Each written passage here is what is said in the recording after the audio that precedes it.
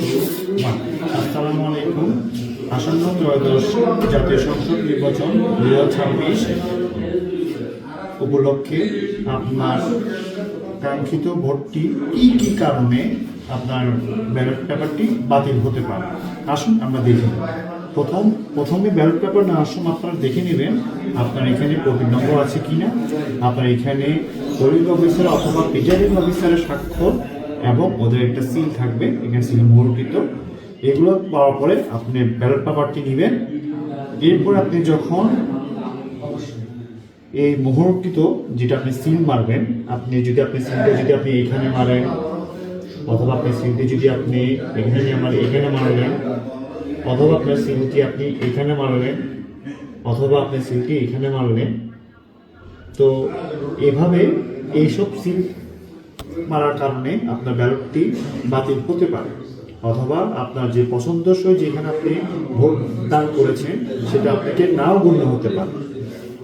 এরপরে আসুন কিভাবে ভাঁজ করবে। অনেকে দেখা গেল সিল মারার পরে সে এটাকে ভাঁজ করলো এভাবে, এটা বাতিল বলে গণ্য হবে বা হতে পারে। এরপরে কেউ ভাঁজ করলো এইভাবে ভাঁজ করলো, সেটাও বাতিল বলে গণ্য হতে পারে, হবে না।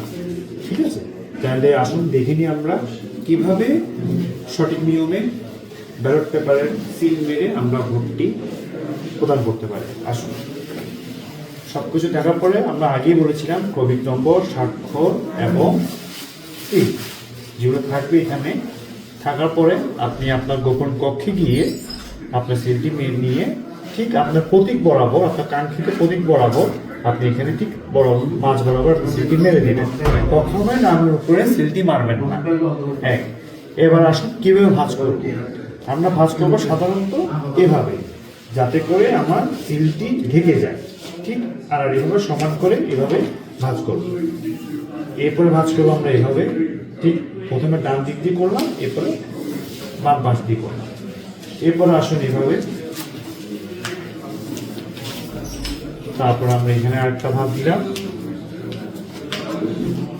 এরপরে এখানে একটা ভাঁজ দিলাম। ভাঁজ করে সোজা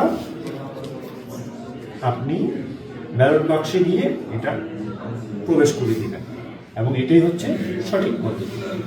আসসালামু আলাইকুম।